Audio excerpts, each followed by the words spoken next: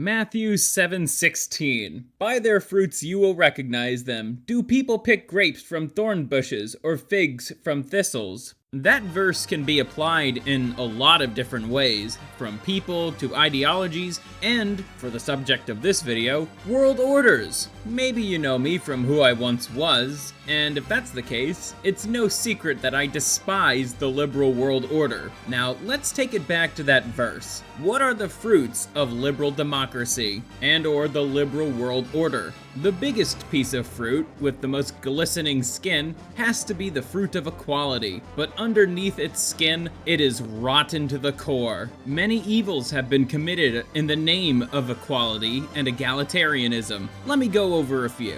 Our politicians are replacing us in real time through both legal and illegal immigration on the basis of equality. Our media promotes some of the most degenerate behaviors that are the markers of death for a society, like homosexuality, on the basis of equality. And the worst of all is that we, the people, deny fundamental biological reality on the basis of equality, such as race being very much real and biological. There are only two sexes, and really anything involving genetics, if I'm being honest.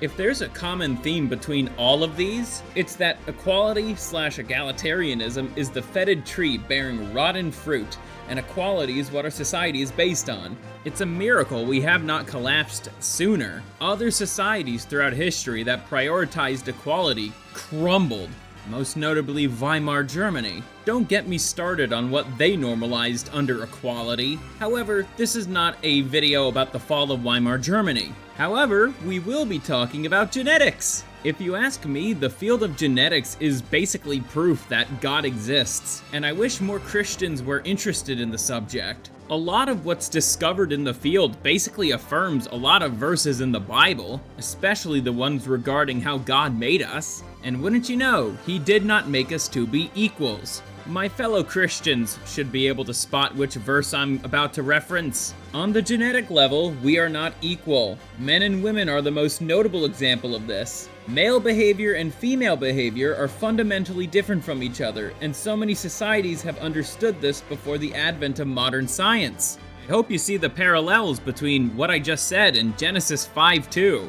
People instinctively knew that men are better at some things and women are better at others. The societies that structured around these differences, such as the extremely powerful ones throughout antiquity, excelled, and excelled greatly they did, because the women weren't doing the things that the men were supposed to do, and the men weren't doing things that the women were supposed to do. We didn't have the field of genetics to reaffirm what we already knew. But speaking of genetics, while doing research for this video, I stumbled upon a very interesting article by geneticist James Franklin Crowe. He wrote this article called "Unequal by Nature, a Geneticist's Perspective on Human Differences." He writes, "Most of the differences that we notice are caused by a very tiny fraction of our DNA. Given 6 billion base pairs per cell, a tiny fraction, 1 out of 1,000, of 6 billion base pairs is still 6 million different base pairs per cell. So there's plenty of room for genetic differences among us.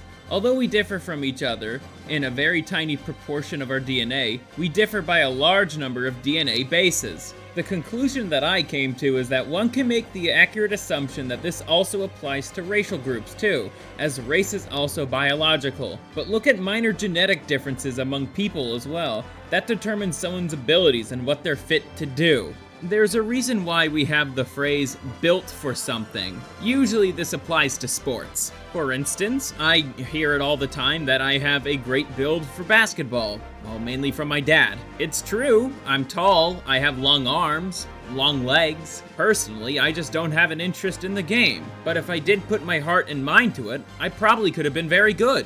And that's also the reason why leg day has always been hell for me too. Just because a short guy can't go NBA pro doesn't mean that he can excel at other sports. The most notable one I could think of is martial arts.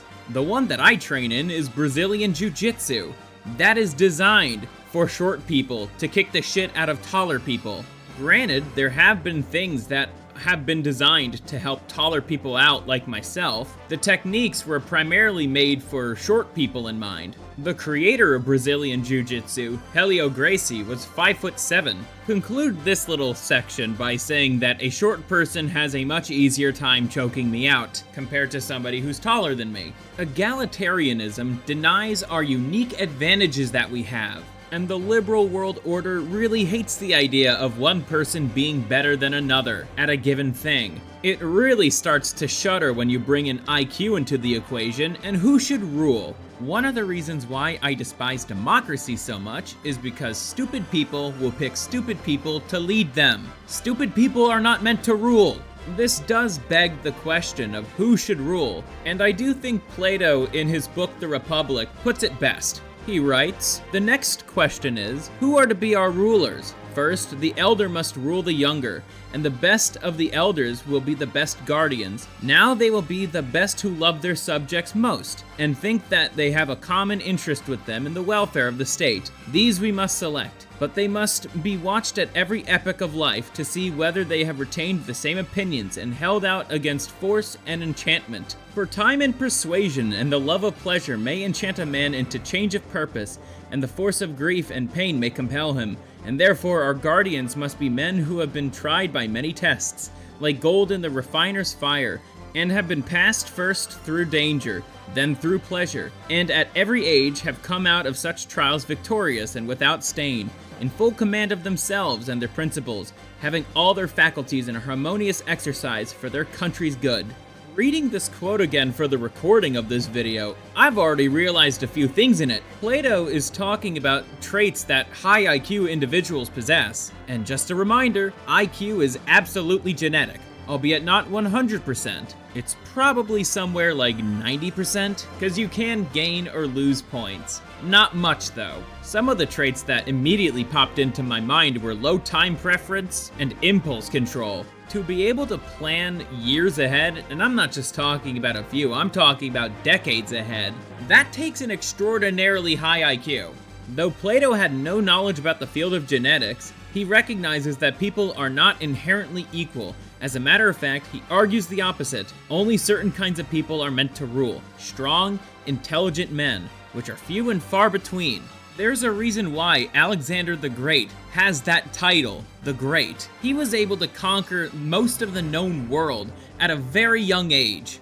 Most people are not and can never be Alexander the Great. If you really think about it, nobody can be great in the liberal world order. It despises true meritocracy on the myth of equality. We have way too many unfit rulers governing some of the most powerful nations in the world. A lot of the countries in Western Europe, such as Germany, Italy, or the UK, have people who should not be doing any sort of ruling, for they were not made to rule, but to be governed by superior people.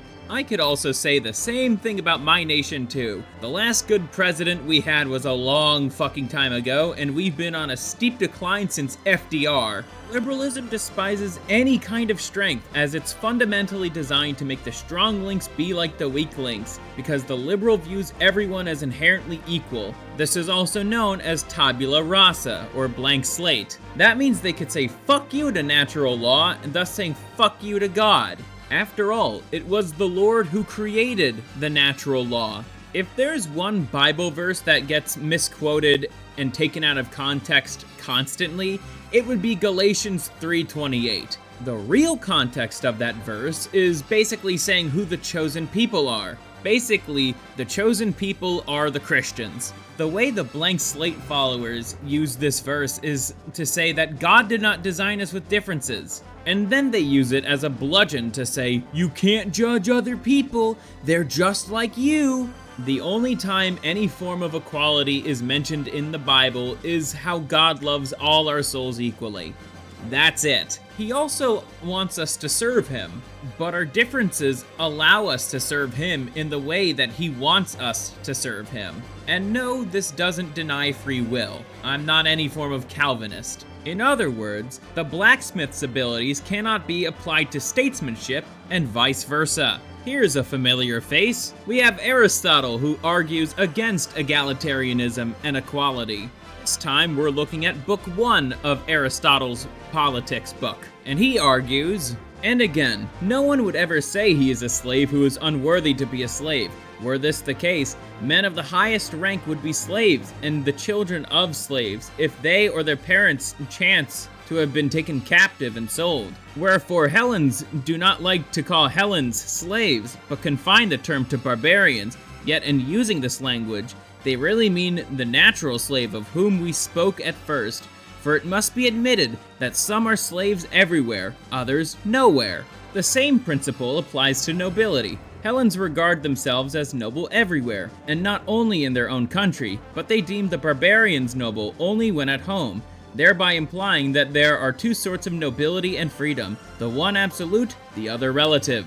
The same conclusion from Plato's writing can absolutely be made here. Democracy in itself permits so much low IQ behavior. Since most people can't think ahead past an election cycle, why should they have any sort of power, especially the power to choose who rules over them? The idea that anybody can be anything is laughable. No, a man cannot be a woman, and a woman cannot be a man. Someone with low IQ cannot be somebody with high IQ, and somebody with high IQ cannot be somebody with low IQ. A peasant cannot be a king, and a king cannot be a peasant. When you understand power politics, you find it delusional that anybody can be a good ruler. Just take a look at some recent historical events and compare that to the worst leaders of antiquity and biblical times. The comparisons are staggering, to say the least. Does Ptolemy II ring any bells for anyone? Or is it just me? I think that's just me. Going back to the fruits produced by the liberal world order, it is inevitable that it creates chaos, which is unnatural to the human condition. Things are not Mad Max. They don't have to be Mad Max to be considered chaos. But the kind of chaos that liberalism has caused is mental chaos. Just look how many nutcases are around, especially on Twitter. Ugh. Ultimately, humans crave order. That is how we survived for as long as we have. So instead of getting everyone to be weak, we need a world order that allows individuals to thrive based on their own strengths. Let the blacksmith be a blacksmith. Let the librarian be the librarian. That will allow for the collective to thrive. Now, if you'll excuse me, I need to get back to my royal duties.